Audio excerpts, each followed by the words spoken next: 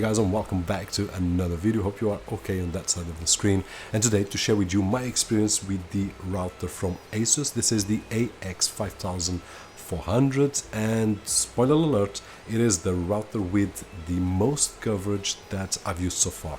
As you guys know, I've got a house with 3 floors, and I will be sharing all the results in just a few moments.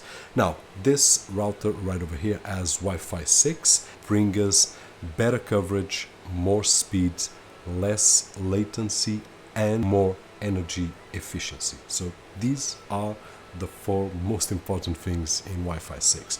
Now, the devices that I used during the test were the Lenovo Legion 5, which is the only one with Wi-Fi 6. I also used my MacBook Pro, my iPhone 11 Pro, and the Samsung Galaxy S20 Fan Edition 5G, and the only one that has Wi-Fi 6 is the Lenovo. So don't worry, all your older devices will work just great with this route. Now, before we go to the interesting things, which are the speed tests and the coverage that I will share with you in terms of the setup, is really easy. But before the setup, let's take a look at the unboxing experience really quickly. Once we open the package, we will find this really nice looking router, one Ethernet cable, a power adapter, and the paperwork as usual. In terms of the setting up, very easily you can use the user guides, but basically you will need to connect the router to your power out, and then you can just find the SSID, connect via Wi-Fi or with the Ethernet cable,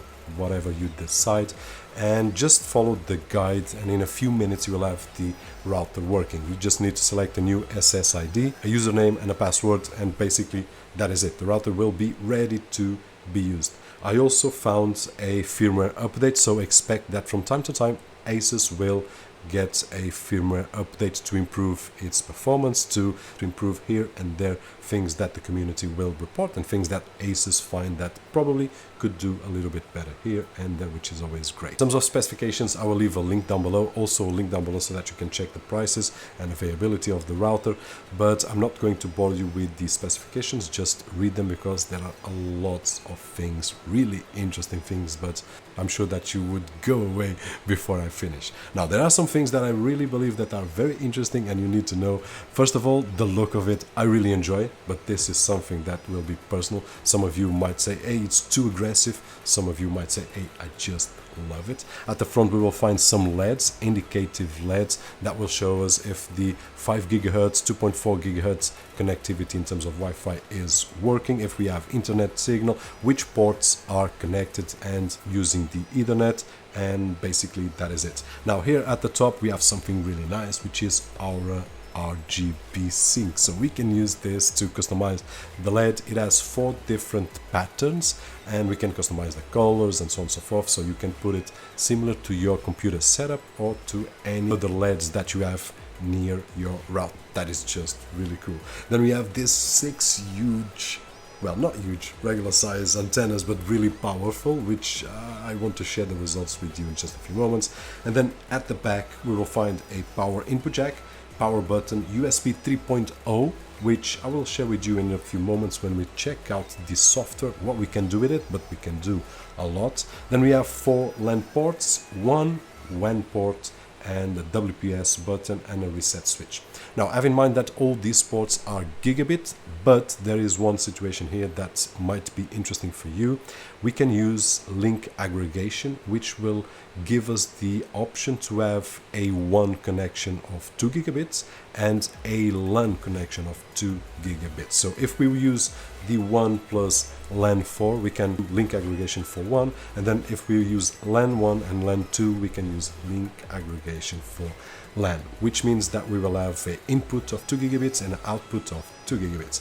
One practical example that we used here on the channel was with the latest device from ASUS Store, which is a network attached storage solution with 2.5 gigabit connection, and we could use, for example, that connectivity right over here, and then using a USB Type-C to 2.5 gigabit connection, I could use this laptop to take advantage of the router and access to my network attached storage solution via a 2 gigabit, not 2.5, because we will be limited to 2 gigabits of the link aggregation. But that is a great option. Now, that being said, results, and I think that probably I should have started the video with this, but the truth is that I was impressed. I still am. This is at the moment the router with the most coverage that I've used so far. Now, in terms of speeds, I've had and I've tested and I've used and I still have devices that will give me more or less the same speed as this one. We have tested the router a few weeks or a few months ago, I can't recall, that had great speeds here on this space, but as soon as I left to that side of the office, it would drop like a rock and the connectivity was really bad. So I did share with you that I was disappointed because it looked nice, it had great speeds near the router, but then once we get away, it would just die. Here we are talking about 40 square meters, and anywhere that I go, even if I hide behind the wall, I will get the maximum of the speed that I've got on my network at this moment, which is 500 megabits per second of downloads and 100 megabits per second of upload. So this is a small test, which was the one that I did start. Now, you know, the office, it has 80 square meters, so there are apartments more or less of this size. If I go to hide on that corner where I've got my treadmill, I still have the maximum speed, so just great. I'm not recalling if I had the 500 megabits there or if I had 400 and something, but it was a great result. Now the same happens if I go to the other end and hide there, and I've got 3 walls on one side and 3 walls on the other side, and I was getting the same result. So if you live in apartment 2, 80, 100, 100 and something square meters, you will be more than fine. I also tested out something, which is to go outside to the front yard in this particular case, or backyard, well, doesn't matter, where I've got the swimming pool and whatnot. It has 175 square meters there, and if I go to the end and put the sunbeds with my laptop or with my phone, the results were great. Now, have in mind that it was not the maximum. I was not reaching 500 megabits, but I was reaching roughly 300 and something, 400 megabits per second on download, and if I'm not mistaken, 100 megabits per second on upload. But if I'm not mistaken, there are some images with the results that I got. So I was really curious to see how it stack up when we go from floor to floor. As you guys know, this is the basement. I've got a ground floor, and then on top I've got the first floor. So basically I've got 2 really strong concrete between the floors, and the result that I got here on the first floor, or the ground floor, was basically the same that I get when I'm downstairs, which is just crazy. Now we are talking about going up and straight here on this room, so the maximum was there. If I go to the living room, which is a bit here on the diagonal, then I was getting roughly 300 and something megabits per second, which is still great. If I go to the kitchen, I was reaching 200 and something, which is to that side. So we are talking of a lot of space here, so a great coverage, even with walls and the concrete and all that.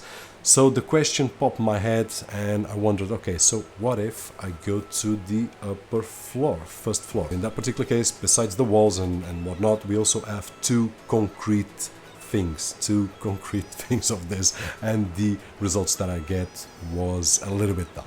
I got 20 something megabits per second of downloads, and I don't remember the upload speed. But honestly, this was the only, so far, router that got that result. 2 floors, and it still captures the signal. Everything else that I've got, and I've got mesh devices right over here to cover everything, but with just a single device to get to that, this was the first time, so I'm really impressed. Now, the speeds were great. No, 20 megabits, but it was enough to check an email or send something on my phone and so on and so forth. So great results right over here.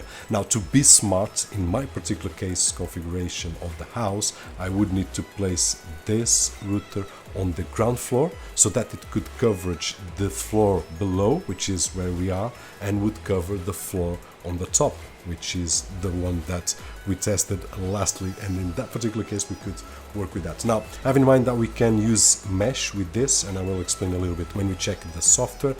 but great results with just one unit right away. Now, in terms of gaming experience, last night I was testing some games on my NVIDIA Shield TV right over there. I'm testing a Philips display, a gaming display with 55 inches, which is just awesome. And I was connecting the NVIDIA Shield TV to the ASUS router. The result was great. I was using Xbox Cloud. Actually, I did a tutorial last night about that, which you saw yesterday, and great results right over here. What I did as well was using the Lenovo Legion 5, which is the one with Wi-Fi 6, and I did test out a couple of games, one of which was directly installed on Windows. That was Star Wars, and my experience, and I'm not a gamer, but I didn't notice any kind of lag, so just a great experience. I was able to play a game without noticing anything, well, anything weird. I could play just fine. Then I also did the test playing cloud games through the Xbox Cloud service, and I think it was Battlefield 5, and the quality was also really nice. I played via the Ethernet cable, the gaming port, and I also played via Wi-Fi, both of which gave me great results. So in terms of gaming, in terms of the experience, and of course if you connect the NVIDIA Shield to watch a movie or something like that, you have crazy speeds, and that is it. Now let's go to the most boring part, which is the software, but I do believe that it's necessary to know a little bit better the inside of this router, because it's not just a router with great speeds, it has great software which will make a difference between this router right over here and other routers on the market. Now, when we look at the first screen, and don't worry, I will not spend too much time, we will go through the most important features, and then if you still have any questions, just drop me a line down below, and if I still have the router with me, I will check it out and I will answer as fast and as best as I can. Now, the first screen will give us a overview of our connection. Then we have the iMesh, and this is one of the options. If you find that one is not enough, which I'm not seeing how it's not enough, but if you find that your house is big or something like that, or you want great speeds on every spot, then you can get another unit or a second unit, and you will have a iMesh, which is just awesome, and it will give you a bigger coverage. So this is just one option. Then we have guest network. You can configure a guest network so that your neighbor comes here and he asks for a password, and you have a weak password. Okay, my password is vacuum cleaner or brush or something like that, so you can do that. And then we have the AI protection, sorry about that. We have the AI protection, which will protect our devices from all that is bad on the web, so everything that's malicious. And then you have other options right over here. Then we have the parental controls. You can define time schedules and things like that for specific devices that you want to block the Wi-Fi signal at certain times so that they can't access the web. Then we have the game boost feature, and we can add right over here and select one of the devices that it's connected, for example my NVIDIA Shield TV, to say, hey, prioritize this device, so if there's not enough bandwidth for all, this will be the one that will get the juice so that it can play. And this is a nice feature, either Wi-Fi or via RJ45 or Ethernet connection. And then we also have these options right over here. Then we have the NAT, which we can enable port forwarding, adaptive key OS, which will give us an idea of the devices that we have. And let's do a speed test. Have in mind that probably I will not reach the maximum of everybody at home using web and using Netflix and devices and computers and mobile phones and things like that. So yeah, we are reaching 300 and something, and we can see right over here on the download bandwidth and which device is consuming that bandwidth. And at this moment change to the upload, and we can see that it's the same device right over here. So we can stop the test and move on. So we also have the traffic analyzer, which will do a more detailed tests over time, what they visited, where, and which IP and MAC address, and so on and so forth. We have the USB application right over here, and this is really interesting. Now, if we connect a USB thumb drive or a USB disk right over here on the USB 3.0 ports, we can have the AI disk, which will be able to share files through our network, and even if you are outside your network, it will configure the DNS service and you will be able to access it. Then we have the server center. We can configure UPnP, iTunes, FTP services, or Samba right over here. We can plug in a USB printer and make that printer a network printer, which is really useful. I actually have one which connects directly via Wi-Fi, but if yours is USB, then this router will turn it into a smart printer. Then we have a really interesting thing, which is if we connect a mobile phone via USB, we can use it as a LTE router to grab internet signal and then spread it through the router. This is really interesting, the first time that I see this option on a router. Then we have the option for time machine, so that we can back up devices such as this one that I've got right over here.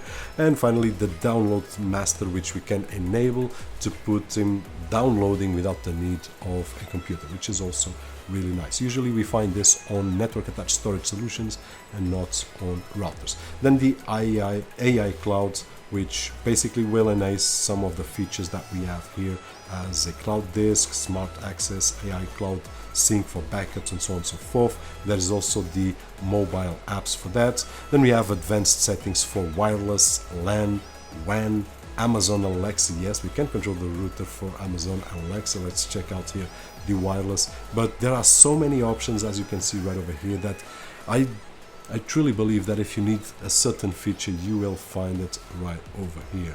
Now we also have firewall, and then the administration right over here, where we have also a lot of options, how to use the router, router mode, or access point, or repeater, or media bridge, or iMesh mode. Then the system log and network tools, so that we can configure router. And guys, basically that is it. I do feel that I did talk a lot, but I also feel that I could not cover everything. Hopefully I did cover enough in terms of the coverage, in terms of the speeds that we get, in terms of the software that we get with this router, and the experience that I had so far, which has been great with every single device, either with Wi-Fi 6 or with older Wi-Fi technology. Nonetheless, hope that the video was helpful in some way, and if it was, don't forget that usual thumbs up right over there, which is really appreciated on this side of the screen. My name is Roberto, and as always, I'll see you guys on the next one.